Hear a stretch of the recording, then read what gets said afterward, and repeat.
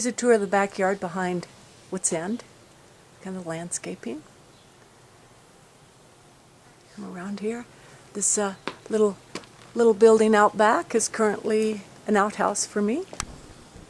Kind of a permaculture type of toilet system. A Wile E. Coyote here, taking a little rest in the cool. No doubt these dogs taught me how to stay warm. Look at a little biomimicry looking at their coats there. I'd like to take a quick tour inside of the building.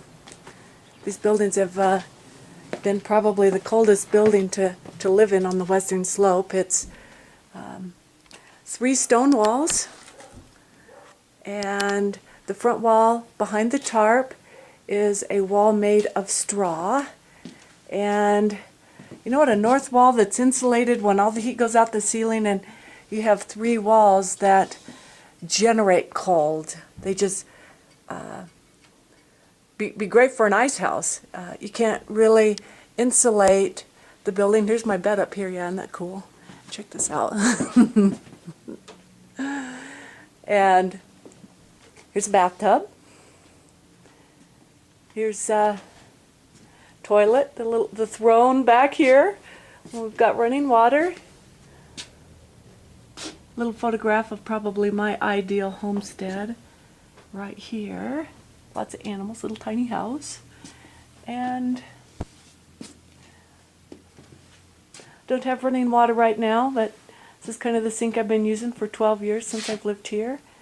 And some of the architectural characteristics of this building is absolutely fascinating. It's not something that we build anymore. Is a building made out of rubble stone.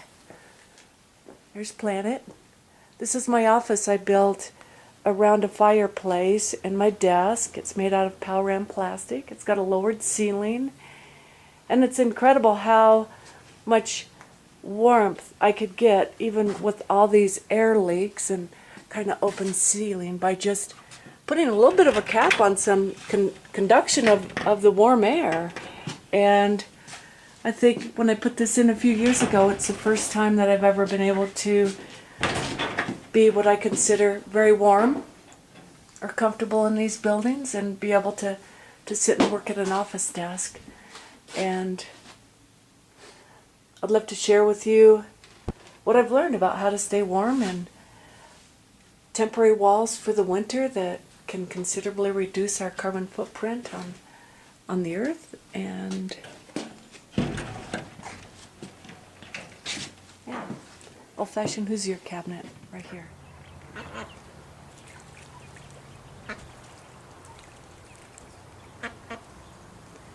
This is the backyard of the south side of the building. Several years ago, I was able to do quite a bit of structural work on these buildings, and I was able to convert the south shed roof, which was a metal roof, into a greenhouse.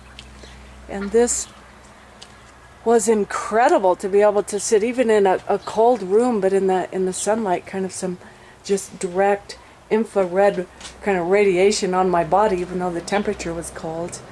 And what we did was we supported the center roof in the building with 2 I-beams going right down the center of the building. And I think this pretty much really saved the structure from falling down. I had it propped up, the south wall propped up for a long time. I've got this really incredible basement, this two-story stone wall. And I opened up the floor in this portion of the building and have kept it open. And despite all the open air to this basement down here is 63 degrees Fahrenheit, even though we've had 90-degree temperatures, and the upper portion of the building has been quite warm. This is the center building. This center building is what I'd like to call the quack house. This is a room behind the barbershop. It's got this beautiful dumbbell waiter. They knew how to haul things up and down levels of buildings without using electricity. And I think this dumbbell waiter was probably used to store potatoes in the basement. It's just absolutely incredible. For a building in Ridgway, I've got a basement that measures, I'm going to walk down the basement now, measures about, 23 feet by 40 feet.